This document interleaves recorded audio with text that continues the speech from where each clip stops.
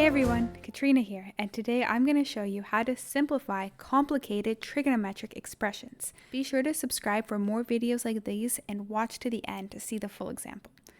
Okay, so in my previous videos, I gave you so many tools for trigonometry. I showed you about compound angle identities, equivalent trig expressions, as well as double angle identities and Pythagorean's theorem and Pythagorean's identity. So now you've got a full toolbox. So let's try to use these identities to help us either solve or simplify trigonometric expressions.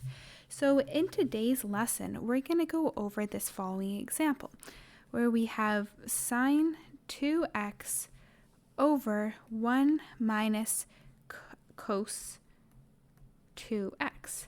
And what we want to do is we want to simplify this using our identities. So many times I see students get caught up in a problem and they don't know how to take the next step or what next step is even available to them in trigonometry. So I want you to be trained to think as soon as you see a complicated looking trig identity, think right away, is there an identity I can use to help simplify this problem? Have a whole cheat sheet of your identities with you and always use that as a referral, as a tool as you go about these problems. So as I look at this problem, I right away see that I have a double identity sine 2x on my numerator and a double angle on my denominator, cos 2x.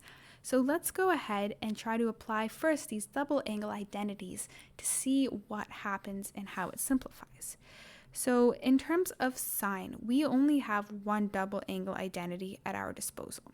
Sine 2x, or sine 2 theta, equals to 2 sine x cos x.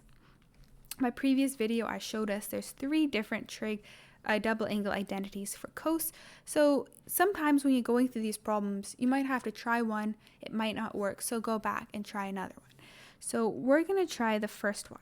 So we're going to take that cos 2 theta equals to sine 2x minus, sorry, got that one a bit backwards there. It's cos 2x minus sine 2x.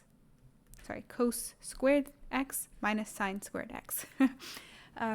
Sorry if I use theta or x interchangeably. Right now, this is just the variable that's representing our angle.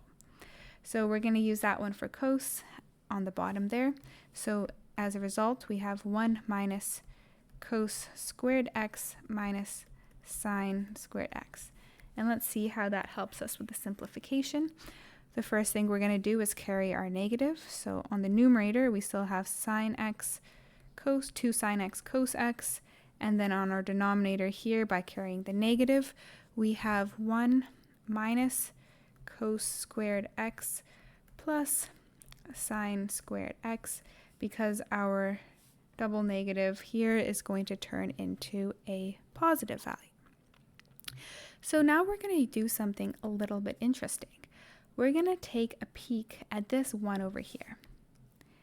So oftentimes when we simplify, we take something that looks complicated and we reduce it into a simplified form. But sometimes in trigonometry, we actually have to expand our problem before we can simplify it directly. So as a bit of an aside over here, let's look at Pythagorean's identity. That tells us that sine squared x plus cos squared x equals to 1.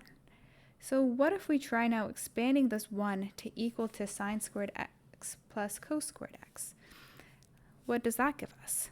We now have on our numerator still sine x cos x, and then on our denominator we're going to expand this 1 such that we have sine squared x plus cos squared x.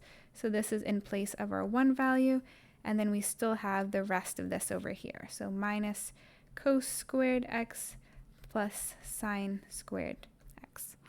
Okay, what happens here? We can see that we have cos squared here and minus cos squared here. So these two are going to cancel out, and then we have 2 values for sine squared, 1 over here and 1 over here. So we can add those together. What we're left with now is 2 sine x cos x all divided by 2 sine squared x. Well, what can we simplify now? Right away, we can see that these 2's can simplify, and then we can cross out one of the signs here, and then one of the signs on the bottom. So then our squared value goes away. And then what are we left off with then? We're just left off with 1 cos x on the top and 1 sine x on the bottom. Okay, you could stop here, but let's try to take this to the next level. What is cos x over sine x? We should know that tan x equals to sine x over cos x. Tan is your opposite over adjacent, your x value over your y value over your x value, your opposite over your adjacent. So we can represent this as sine x over cos x. So if tan is sine x over cos x, what is the reciprocal of tan? So tan x equals to 1 over cotangent of x, right? Those are the reciprocals. So if tan x equals to sine x over cos x, that means then that cotangent x would be equal to the reciprocal, which is cos x over sine x. And how does that help us here? Well, we got that our final answer was cos over sine. So then that means that our final answer after the simplification process is cotangent x. So that was pretty incredible. We took a very complicated looking rational trig expression, and using the double angle identity and Pythagorean's identity, as well as the cotangent identity, we were able to simplify our whole expression into simply cotangent x. So this is great. Now when you're trying to solve it, it's such a more simple process. You can simply use your unit circle, cast rule to simply solve your cotangent x expression. So I hope you learned a lot from this video. Be sure to stay tuned. I'm going to have more videos about proving trigonometric equations.